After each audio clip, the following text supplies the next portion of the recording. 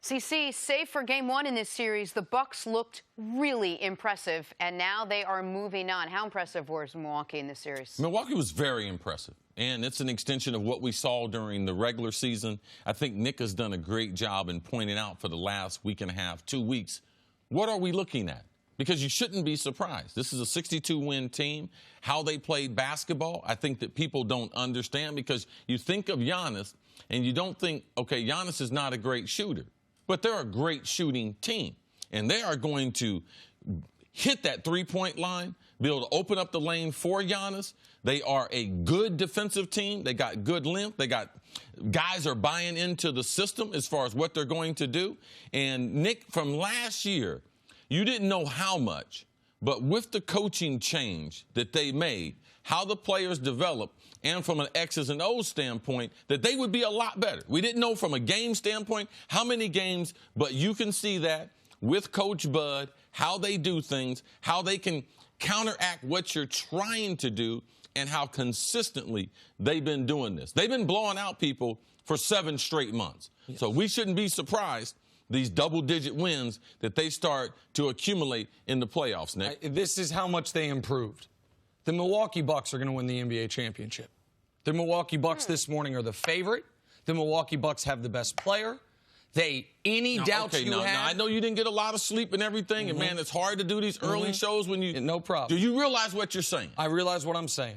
Given the uncertainty of Kevin Durant, given that if the Rockets get through it, they will have gone through a gauntlet, given the fact that we don't know yet if it's going to be Toronto or Philly, but either one of those teams is, if Philly gets there, they're going to be beat up. If Toronto gets there, they all of a sudden do not have a bench to deal with Milwaukee's.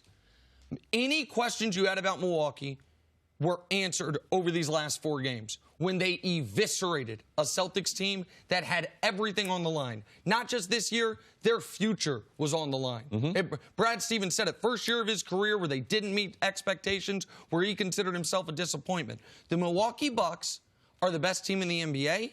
The Milwaukee Bucks wake up this morning for the first time all season as the favorites to win the title, at least in my eyes. I don't know if Vegas agrees. And the Milwaukee Bucks are going to win the championship. That is where I am at this morning. And there is no, when you have a team who is the second best three-point shooting team in the league, but their best player doesn't even shoot them, and they have the #1 defense, and they just got a 50, 40, 90 guy back in Malcolm Brogdon, and they have a center that's 7 feet tall and shoots threes, there are no answers to the questions they demand of the opposing team. And I think the most important 16 minutes that we might have seen in this playoffs might have been that 16 minutes that Malcolm Brogdon gave them. They get another knockdown shooter, a big guard, a 3D guy, a guy that can guard the wings, and another shooter like no other team in the playoffs at this stage. We're losing players. Warriors, they lost Boogie. They lost KD. Sure. And now we're getting back former Rookie of the Year who blends in well to what they're doing. I think that point as far as Brogdon and those 16 minutes that he got in that clinching game. But yes. How hard would it be to look good playing Detroit and then playing a Celtics team that couldn't get together? How much adversity has this team really faced that makes you think, hey, I can overcome that, except for that one game, and I can still win and put it all together? 82 games. Same 82 games the rest of the teams played. How they played against the best teams in the league. What about their record on the road? Oh, how they doing in their new arena playing at home? How have they, as a team, had that chemistry that I believe that is underrated? Ain't there no locker room problems? No, free agent. Chris Middleton's going to be a free agent. Do we hear anything about it? No, because they have handled this season. We can't be surprised. Great teams, and sometimes in winning a championship, you need a little favorable matchup. Well, and I don't know that people they only look at Boston as not providing adversity because the Bucks imposed their will on them and dominated them. And great teams embarrass you. They've been a terrible team all year. The Celtics have played way below their... They have absolutely played below their expectations, preparing for this moment. And the Bucks, after falling down 0-1, they beat them by an average of 20 points per game the rest of the series. The margin of victory matters in this. Yeah, that's what great teams do to you, too. The Bucks have 52 wins by double digits this year. They're 8-1 in the postseason. Everyone else this playoffs has at least 3 losses. They're 8-1. Their average margin of victory in those wins is 20 points. They have the exact same margin of victory through 9 games as the 72-win Chicago Bulls. They are a juggernaut. People don't want to believe it because they play in Milwaukee, and people, if we're being honest, weren't watching them this year. I don't have much of a life. I was watching them this year. I wanted to see how. The only question was, and the only reason I wasn't willing to make this prediction before the playoffs was, can Giannis skip 2 steps in the postseason? We saw him skip a couple steps during the regular season, but can he go from one and done in the postseason to best player on a champion? That usually takes a couple years. Giannis is ready. This team is ready, and the Durant injury just opens the door wider. All right, let's talk about the Celtics. You heard Brad Stevens say this one's on me, but who's really to blame for this disappointing Boston season? There is no one person for this, and it's so. This is what we like to do. We like to build a pinpoint. But when you look at how this team has failed, you can go all the way from the top. Danny Ainge, he miscalculated in putting this team together. Brad Stevens did a bad job as far as this is the most talented team he's ever coached. And he admitted it. I got to respect that.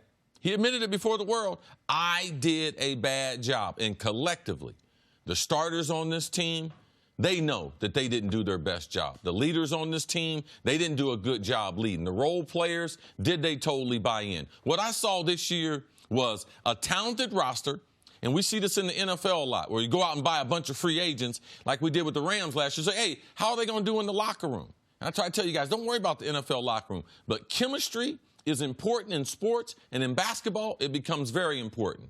We didn't even think about chemistry. We thought last year they went to the Eastern Conference Finals, plug in 2 more former All-Stars, they're going to be even better. But they had awful chemistry. They did not have that what's important to you is important to me. No, they had their own agendas up and down this roster and horrible leadership, bad coaching, bad management by Danny Ainge. So Boston, they have to take this as an organization. I'm not going to put this on one person. But 3 people more than any other deserve the lion's share of the blame. Brad Stevens, he can't only be praised. He can't only be Brad Stevens, can only do well because he overachieves with an under-talented team. You just underachieved with an over-talented team. The highest paid player on the roster, Gordon Hayward. I understand we feel badly because we believe it's due to him shattering his leg last year, but at no point this season did he give you the punch you needed for a guy making $30 million a year. And for being honest, he didn't give you the punch you needed for a guy making $13 million a year. And then, of course, more than anyone, Kyrie Irving, who never once connected with the young players. Terry Rozier had a very interesting quote after the game. He said, I sacrifice more than anybody on this team. Oh, if you're on a team that you have players individually in their head keeping track of, I've sacrificed the most. He said, then guess what? You're not going to trust each other on rotations. You're not going to look forward to these road trips. We heard, oh, this plane ride, cross-country fixed them. Nothing fixed them. Nothing this season was going to fix them, and they ran into a team that is the opposite. Milwaukee is totally united, and it ripped the Celtics apart at the seams. Thanks for watching. Subscribe here to get the latest from the show. Also, be sure to check out more of the best clips from First Things First, or go watch a few segments from our other shows on FS1.